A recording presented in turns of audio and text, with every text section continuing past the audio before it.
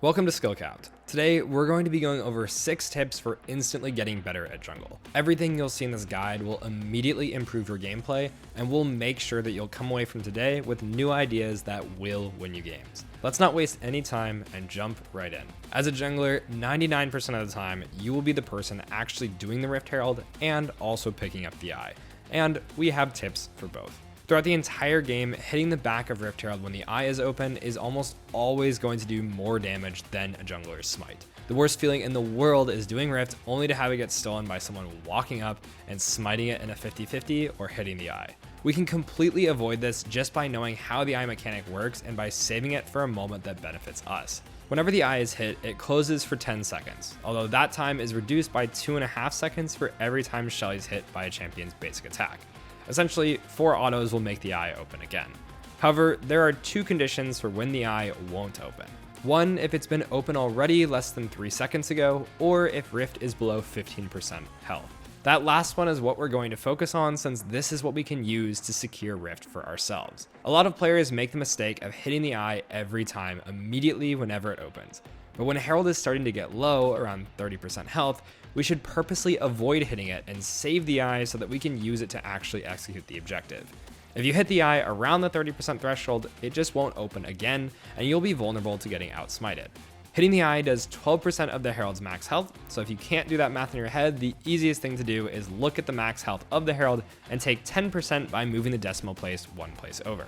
Then we can simply just add our smite damage to that number, combo them, and never miss a Rift Herald secure ever again. The power of mental math. Next up, we'll be teaching you one of the biggest mistakes players make when they place the Rift Herald down. But before we do that, if you're serious about improving and want to rank up, then there's no place better than skillcapped.com. We have the largest catalog of premium courses for every role and skill you'll need if you want to start improving fast. We also release 10 brand new Smurf commentaries every week where a challenger teaches you how to climb out of the exact rank you're stuck in. If you're looking for something more personal instead, we've got you covered with one-on-one coaching from our trained challenger experts. The best part, we're backed up by a rank guarantee. If you don't significantly improve while actively using Skillcapped, then you get your money back, no questions asked. So what are you waiting for? Get the rank you've always wanted and click the link in the description below. Alright, now back to the guide. For our second tip, you need to stop wasting Herald on towers just because they're low HP or because you want to get gold right away. Yes, Herald gives more value when towers are low due to its true damage, but players often will completely ignore the fact that low HP towers often aren't great targets. For one, when a tower is super low already, it's usually because the laner in the lane is winning pretty hard. And in that case, the laner is likely to be able to get the tower and all of the plates regardless of your Herald. You can also usually come back to dive that laner on repeat and use their tower against them. This means that even if you could Herald a low HP tower, if your laner could get it already, it's better using it somewhere else to get plates that you just wouldn't normally be able to take. This will result in more gold to your team and more damage to towers overall than if you had used it on a lane that's already winning. That being said, make sure to use Herald before 14 minutes to get plates, and in general, if you don't know where to put it, just drop it mid. The mid lane tower is by far the most important in the game. It opens up both sides of the map and creates easy access routes to the jungle. However, it's also the most well defended. It's the shortest distance from base, so it's the most likely to have someone there at all times, and is generally the hardest tower to take down. On top of this, the champions that often go mid have good wave clear, like Xerath, Ziggs, Anivia, and so on, and they can keep that tower alive for a long time. Doing damage to it, even if you don't break it right away, can mean that the super annoying wave clear mage you're up against can't quite hold on to their tower for 30 minutes anymore. Another perfect example of just because you can doesn't mean you should. When going for a gank, it's intuitive to want to be the first one in, surprising your opponent. But in actuality, you often just want to let your teammate go in first and start the fight before you even show. For example, this gold Jarvan is trying to gank a Katarina in mid lane and walks into EQ combo. Of course, Kat easily escapes with her Shunpo and he wastes his time getting nothing. This is all because he didn't just let Lissandra go in first. A super common low elo complaint is that laners don't follow up on ganks, which is often valid. But to completely prevent this, just make sure your laner is on the same page by waiting for them to do something first. Then you'll never go in and not get follow-up again. If they just never go, don't go either. You won't waste your time, and you can choose to go do something else. Letting your teammate go in first accomplishes 2 more things. One, it makes the person you're trying to gank blow cooldowns responding to whatever it is that your teammate does, meaning that they often can't react to your gank. And two, it distracts them. In the middle of a fight, most people just have their camera on themselves, and they're definitely not looking at the minimap. Even if you're on complete vision, you might be able to just get a gank because the other person is too distracted to realize you're there. If we watch challenger players play, they pretty much always play slowly and wait for teammates before attempting to gank or engage. And by doing so, you can make your plays way more reliable since you're no longer just blindly hoping your bad teammates will follow you up. You can trust yourself to follow up them instead. One of the biggest mistakes players will make is just not sweeping a bush when walking through it for a gank. But aside from that, actually knowing what to do when seeing a ward or the lack of one is something that a ton of people mess up. Even more confusing is when you don't have sweeper at all.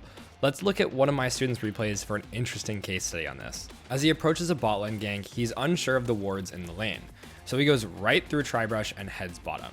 When he actually gets in range to go in, look at how far away his teammates are from the play. Lux is just barely visible on his screen and has no hope of ever trying to hit the target he's going on. They ultimately do end up killing Soraka, but you'll notice that he doesn't even get an assist. His gank basically didn't do anything. If we go back to look at what happened when he got to the bush, we could see that even after walking through it, Soraka is still facing towards his team. We can use this info to infer that the bush isn't warded at all, since his opponents didn't react, and now he could take his time, use our tip from before, and wait in the bush for his teammates to get into range before he even shows. This required a bit of inference, but sometimes we do actually have all the info we need. Take for example later in this game where he ganks top and spots a ward with his sweeper. At this point, we can now confirm that we've been spotted on map, since ward vision goes past our sweeper range. Seeing Nasus right next to Jax means that it doesn't really matter though. We're already behind him and have a great angle for the gank. Him seeing us just doesn't matter. But notice that he pauses to kill the ward, and this actually costs him a ton of time when it comes to this gank, resulting in a lot of time wasted for everyone. Before you say, it's just him, it's not. The other jungler in this game literally does the exact same thing moments later when headed towards bot lane, where his team is clearly already engaged in a fight. Us seeing him doesn't do anything. He should just ignore the ward and head to the fight.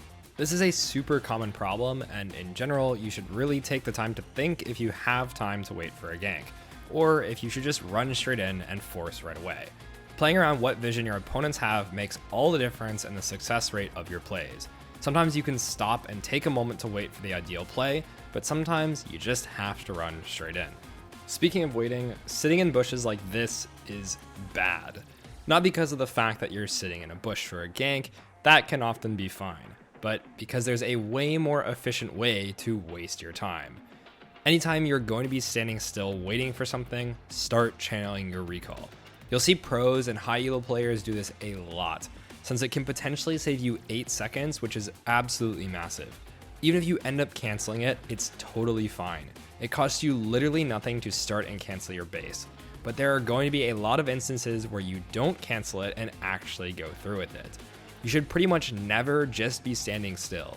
If you are, you should be recalling, and it's a super easy trick to implement immediately. For our last tip, remember not to ignore minion waves. Especially if you fall behind, minions can be one of the best sources of experience for junglers early on. Getting half a level, and more importantly, actually hitting a level up, can have massive snowballing effects later down the line. Even if you don't want to show in the lane, or even get the gold itself, sitting in bushes before a gank to get your next level, or staying at a gank slightly longer than normal just to get the little bit of experience you need for the next level can be super powerful. Level ups give 2+ kills worth of stats, so this can easily be the difference between winning your next fight or not. There are plenty of interesting ways to take advantage of this, like for example, if you're doing your Raptors and your mid laner has a wave at their tower, you can hug the wall to leech experience, which again could just give you the edge to hit your level 6 before the enemy jungler and get a gank off. It takes basically no effort at all to start looking for this, and it's really the little things that matter. This is just something that I never see people do until pretty high up on the ladder. And that's the 6 best tips for jungle in Season 13. For everything else you need to start improving fast and ranking up, there's our website, skillcap.com. Our service is backed by a rank up guarantee, so there's no risk. If you don't significantly improve while actively using skill capped, then you get your money back, no questions asked. So what are you waiting for? Get the rank you've always wanted and click the link in the description below. All right, and that'll do it for this one. From all of us here at Skill Capped, thanks so much for watching, and we'll catch you in the next one.